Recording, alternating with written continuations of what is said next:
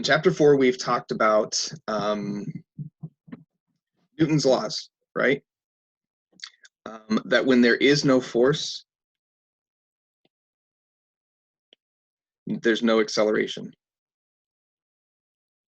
This is just another shorthand for Newton's laws, right? No force, no acceleration. So when there's no net force, the motion of an object is a straight line, constant speed.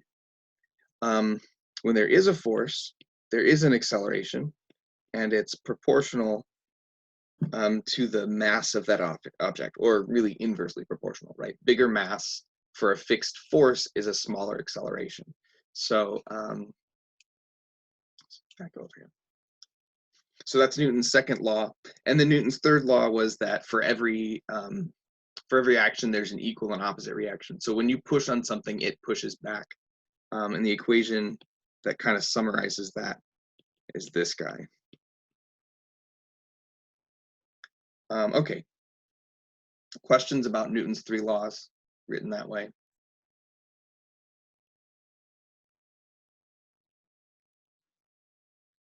So what I want to do is a type of problem that we call dynamics problems. We're going to look at several forces on an object or several objects and apply Newton's second law and maybe solve for an acceleration or solve for a force that we don't know. I did some of that in the pre-lecture videos for today, so the procedure here should look very familiar. So let me go to this one. Let's look at example 15. Where's 15? Almost. Okay, so example 15 says a 2,000 kilogram crate is pulled by a rope at a constant rate along a level floor. The rope pulls slightly upward, making a 15-degree angle with the floor. The coefficient of kinetic friction between the box and the floor is 0.3. What is the tension in the rope? Okay, so let's draw a picture, because that's a great place to start. So here's our box, and the force is slightly up, so we're like pulling right here. There's my applied force. We have a mass, so we could label this guy just so we remember 2,000 kilograms. We could label this angle as 15 degrees. Okay. So there are two things. Let's just start with a free body diagram. All right, we drew a picture. A free body diagram is a great next step. And a free body diagram is just a way to represent all of the forces on a single object. So we're isolating an object. That's what we mean by free body. Diagram is just kind of a general term for this type of thing. So what are the forces acting? Well, we've got this pull, right, which we'll just call F. We've got weight, since we're on Earth, right? We'll presume we're on Earth. And if this is sitting on some surface, there's also a normal force. So we've got a normal force. And we're told this coefficient of friction here. We haven't talked a whole lot about friction. I did include it in one of the videos that I did, but I'll introduce it a little more formally right now. So I've got friction. So F sub K. And I think that's a good summary of the forces. I can't think of anything else that would be acting here, except for maybe drag, right? If this is going very fast, drag might matter, but usually we ignore resistance due to air. Okay, so we just draw all the forces. So there's F at this 15 degrees. That's a little exaggerated, but that'll be okay. Weight always acts straight down. There's a normal force acting upward.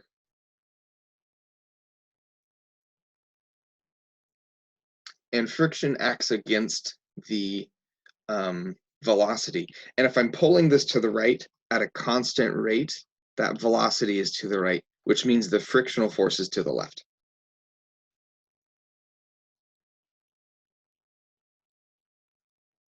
Okay. So I did a video with a couple free body diagrams, but I didn't, oh, come on. I didn't do one in person. Are there questions about this free body diagram, guys?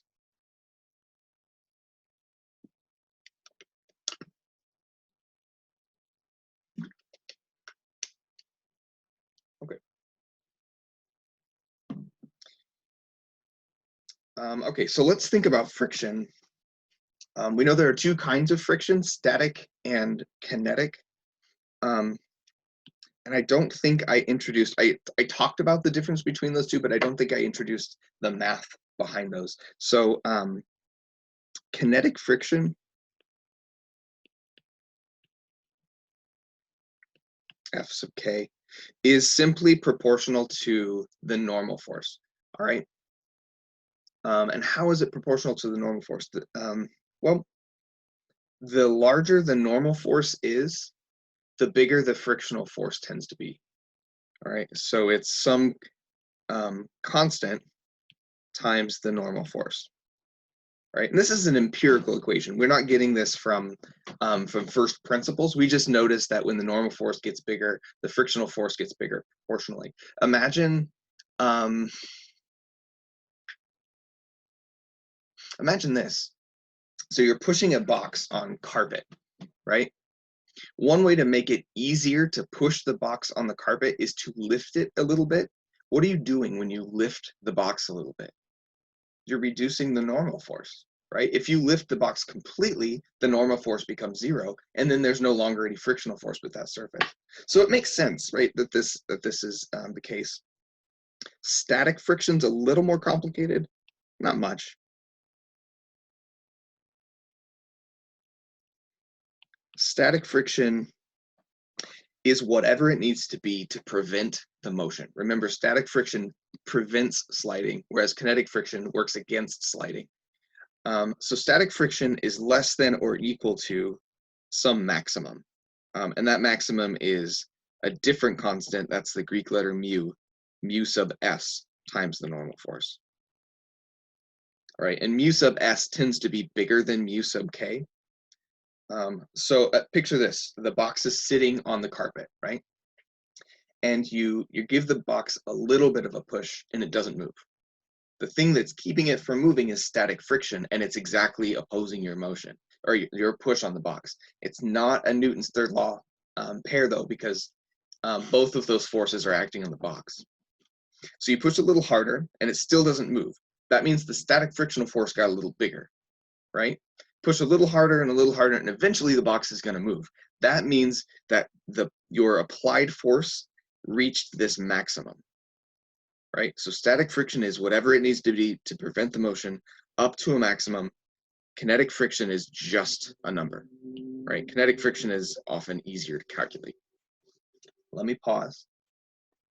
Does that make sense? What are your questions about friction, guys?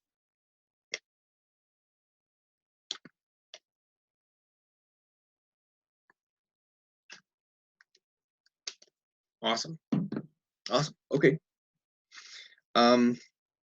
So the next step here is to apply Newton's second law, right? And you know what? Instead of F here for that that pull, I'm going to call it T, right? I have the ability to do that. Why am I going to call it T? Because it's asking for tension in the rope. So I could just call that. Come on. You know what? Actually, I've got. That's what I want. There. T. T. T. Cool. So now I'm going to apply Newton's second law. So I drew a picture. That was step one. I drew a free body diagram. That was step two. Now I'm going to apply Newton's second law.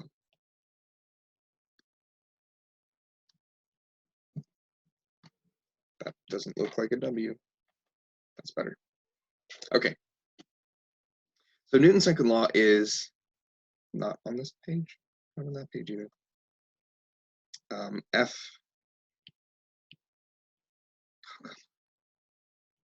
Why is life so hard?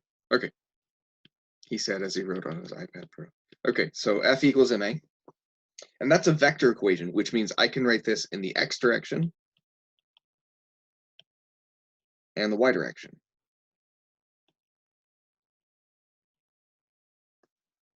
I could write it in the z direction as well, but the z direction here is boring, right? It's into and out of the page. There's no force in that direction. There's no acceleration in that direction. So it's an equation that says 0 equals 0. So I'm going to skip it. It's not untrue. It's just uninteresting. Okay, so when I say Fx, I really should be talking about the sum of the x direction forces, and Fy should be the sum of, because there's more than one force in each of these directions. Let me separate this a little bit. Okay, so which one do I want to do first? It doesn't really matter. Let's do the x direction, right? So I can see from my free body diagram, the kinetic frictional force is in the x direction, and part of tension is in the x direction, right? T sub x. And also part of that is in the y direction. Okay, so now I can just read this, the left-hand side of Newton's second law, directly off of this diagram, right? I've got this force and that force in the x direction. So I'm going to say Tx minus F sub k, because one is to the right and one is to the left, and I'm calling right positive. Let's make those two boxes go away. Okay, so what did I say? Tx minus F sub k equals m times a sub x. More ink does not make that look better. A sub x. Okay, so let's do one more line of this. Tx is going to be t times cosine theta, right? Because that's the adjacent side of this right triangle. And let's say minus f sub k equals m times a sub x. What's the x direction acceleration here, you guys?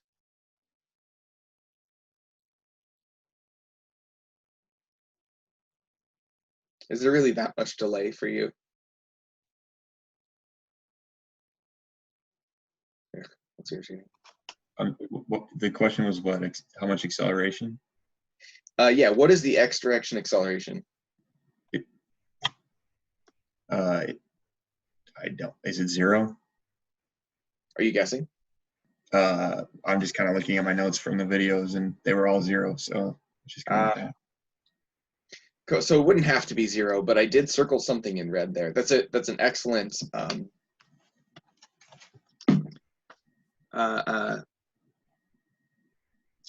it's an excellent answer because it's right.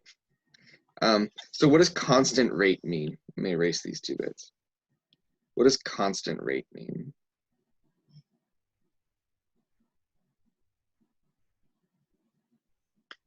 That means V is a constant. And if V is constant, what is A? Isn't it 0 because you're not changing the acceleration? Exactly. If delta V is 0, the whole thing is 0. Yeah, so constant rate here, again, you could say a constant rate could mean a constant acceleration, but generally when we say constant rate, we mean constant speed. But that would be the sort of thing, like if you are on a test, not this one because it won't involve this this chapter, but if you're on a test and you saw the words constant rate and you weren't sure if it meant constant speed or constant acceleration, that's a really reasonable question to ask because it might change things. So in this case, acceleration is 0. So what is that? That's tension that I'm looking for and a frictional force that I don't know. So let's underline that equation and move on to the x direction. Sorry, the y direction. In the y direction, I have two forces. I have a normal force. Sorry, I have three forces. I have a normal force, I have part of tension, and I have weight. Right, we could circle those. The normal force, the vertical bit of tension and a weight acting downward. So it's going to be plus plus and minus. So let's make those two go away. So what is that? Ty plus a normal force minus weight equals m times ay. So we can write at least one more line. It would be easier if I could lay my palm on the thing, but it hits the, yep, every time. So here. So that's t times sine. You know what? I'm going to move below this.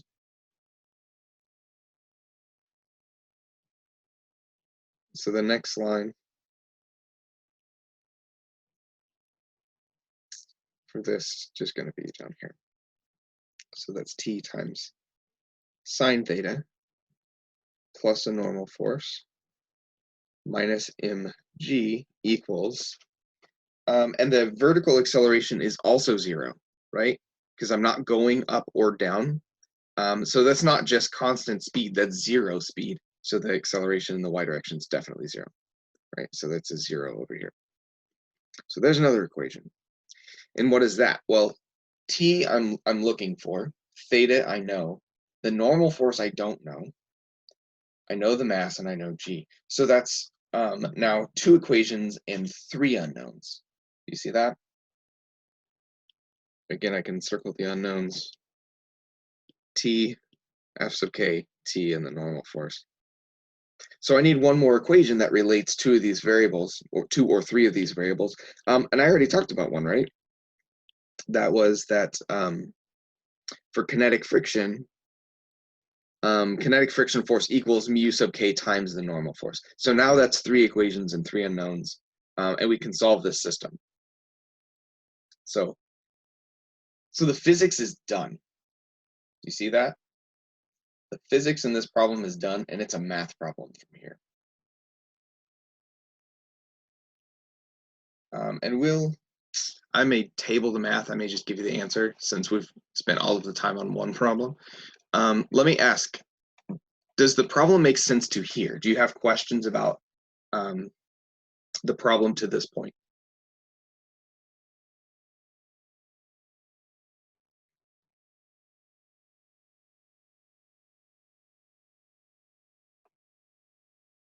Okay.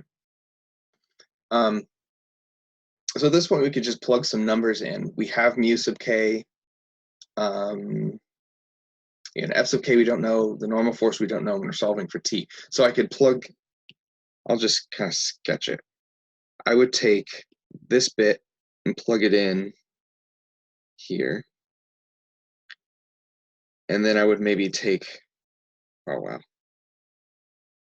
this bit, solve it for the normal force, and plug that in to this that's in here. Then I'd have one long equation that just had t in it, and then solve for t. Right, and again, the solutions to this are posted. I probably did it pretty much this way. Scrolling down to find the answer. Yeah, so what I get for tension here is, so we'll do this. Dot, dot, dot, math, dot, dot, dot.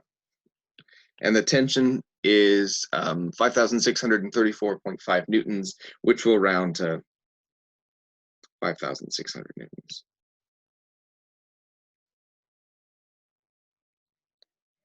Okay, so let me mention 2 things about this, and then maybe we have time enough for one more problem. One is that this is also a case of equilibrium. So in the chandelier problem that I worked in the video, I said that was a static equilibrium problem where the forces all added to 0, so the accelerations were 0. And in that case, it was not moving, so it was static equilibrium. This is a dynamic equilibrium problem. It's moving, but it's moving at a constant rate. So still, all of the forces added to 0. Again, if I pulled this a little harder, Tx would get bigger. And frankly, if I'm still pulling at 15 degrees, Ty would also get bigger, meaning the normal force would get smaller, so the frictional force would get smaller. So this system would definitely start to accelerate. So we're pulling in a very special way to make this happen. If we're pulling any with any less force, it would actually start to slow down. Friction would win. If we were pulling with any more force, it would start to speed up, because we'd be doing those two things, right? Tx gets bigger, the normal force gets smaller, so the frictional force gets smaller.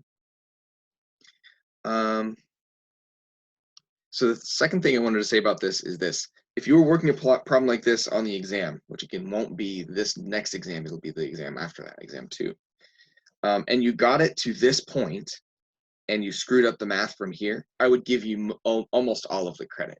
Because again, all of this is physics. If you got to these 3 equations, the rest of it is just math. And if you botch the math, that's fine, right? It's irritating for you. And I'm not going to give you full credit, but if this problem's worth 10 points and you just make a math error, I would give you at least 9, probably 9.5 points on this problem. Particularly if you labeled things and I could follow your logic, right? But if you get a wrong number and I can't see what you did, I can't justify giving you partial credit. So that's what I'm talking about for those last 3 problems on the exam, the long form questions. Okay, let me open it up again. What questions do you guys have?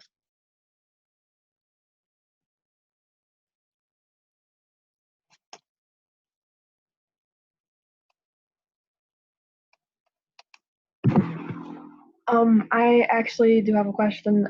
I find that my biggest problem when it comes to like these longer problems like this is just knowing like what equation to use, because I tend to like they all kind of get mixed up at one point. Do you have like any recommendations for that? Yeah, so the problems that we work tend to fall into categories. So you can read the problem, and I would read it a couple times, draw a picture, and then you can decide, because the first step of all of these problems is draw a picture. And then you can decide, like, what's going to be useful here? What am I solving for? If you're solving for a force or an acceleration, if you're solving for a force, you're definitely going to need Newton's second law. For what we've talked about so far, you would need Newton's second law. If you're solving for an acceleration, if you have the right kind of information, you might be able to use kinematics. But you might also be able to use dynamics. Does that make sense? You might use F equals ma. And it kind of depends what other kinds of information are given to you. If you're given a bunch of forces and asked for an acceleration, I would use Newton's second law, so this kind of procedure. If you're given a bunch of like position and time data, particularly time, notice that none of these Newton's second law problems involve any kind of delta t. So if you have a delta t, you're probably looking at the kinematic equations, right? And so that's where, let's see, draw a picture. Maybe the next step could be write down everything you know, right? Write down all of the givens. And if the givens seem to line up with a certain concept, then I would go that direction. Does that give you an answer? Yes, thank you. Yeah, you bet. The bottom line, though, is practice. Just work a bunch of problems. I have a question. Yes, please. So when you're drawing the pictures, how do you know when it would be more beneficial to tip the axis or to keep it straight? So it's useful to tilt the axes when you have something on an incline. So I didn't tilt the axes here. I could have, right? I could have drawn in this problem axes that where x is parallel to that tension. And that wouldn't be wrong, particularly as all of the forces add to 0. So it's not like I'm making an acceleration off axis now. But if I do that, this makes 1 force on axis and 3 forces off axis, right? Because tilting the axes doesn't make these forces different, right? Let me show you. This is the weight, this is tension, this is the normal force, and this is friction, right? So all of those forces still point the same direction. It's just now only one of them is on the axis and the other three are off. That makes the problem harder, generally. Okay. So I would look for some plane in the problem. That usually tells you whether to tell the axes or not. Okay. Hey, Matt, a couple things from my perspective, just to reiterate what you said, I think at some Sure. level, but Yeah. always pick the easiest way to do the problem. So Yeah. if the fewer fractions there are, the fewer trigonometric functions there are, the easier it is going to be to solve the problem, and also the fewer mistakes you'll make. The Yep. other one that is the way I was taught to solve any kind of problem like this is write down everything that you're given, everything you know about the problem, draw a great picture, write down what you're supposed to find, and inevitably there's going to be something. It's going to be clear at that point. It should be pretty clear which equation will work for those. You may end up using two equations and then two unknowns when maybe you could have done it with one. But on the other hand, at least you'll have you can be more certain about your solution strategy and be sure that you're attempting to do it correctly, as opposed to taking a shot at something and then hoping like heck you got the right one, and then even if you get all the math right, it's not going to matter if you got the wrong concept. So just a couple thoughts from my perspective. Yeah, I agree with that actually. If you draw a great picture, if you write down everything you know, you will at least have spent 5-10 minutes thinking about the problem before you're just plugging stuff into equations. One of the most common errors that I see on projectile motion is plugging X information into Y equations. So I've got like 2 minutes. Let me bail on chapter 4 and talk about chapter 3, right? I just want scratch paper. Do I? Yeah, we'll just do scratch paper. Scratch screen.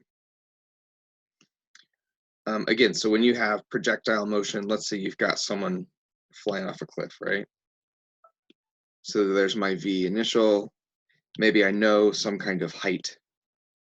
There's a delta Y. Now V initial is all in the X direction. So Vx is that V initial, and Vy, nope. Vy is 0, right? So when I go to calculate like how long it takes to hit the ground or how far this goes, I need to use Vy equals 0. I cannot plug. So really quickly, if I wanted to know how long, what's the delta T to hit the ground, right? This is going to go like that. I could use Y final equals Y initial plus Vy initial delta T minus half GT squared delta T squared. Come on, I can do this. There. Right? It is very, very common for me to see this V initial, let's call it like, I don't know, 35 meters per second. So this would be 35. It's very common for me to see that number show up right here. You cannot do that because that's an X direction velocity.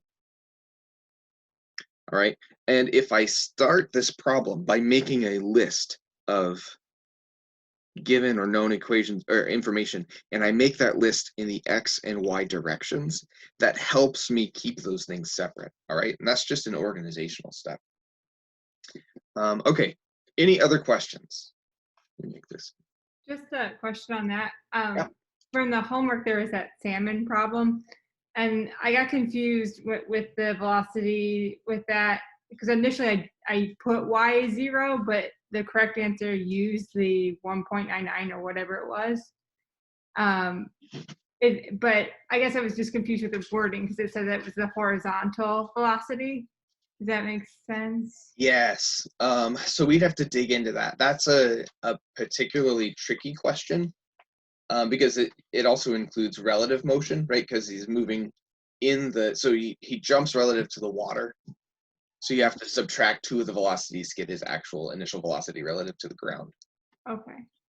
So that, I will say, that's a little trickier than what I would ask on the test. Okay.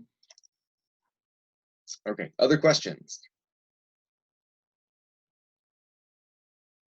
Okay, Again, there is no lecture tomorrow, but I will be logged into office hours for an extra hour-ish. So you don't have to take the test tomorrow, but you can, and you'll know where I am at that point. I'll also have office hours on Thursday, so I suppose you could pop in then if you wanted to take it in a window right there too. Or any other time, and send me an email, and I'll do my very best to get back to you as quickly as possible. Cool. Okay. See you guys. Also, we will have lab tomorrow, 1:30 group and 6:50 group. Yes. So we'll play with the IO lab. So make sure you have that handy. Excellent. Cool. Is All right. there a free lab for that? Yeah, I'm going to post it in about 30 minutes. Okay. It won't be difficult. It's just going to be download some software and be ready to go. Yep. Cool. All right. Thanks, guys.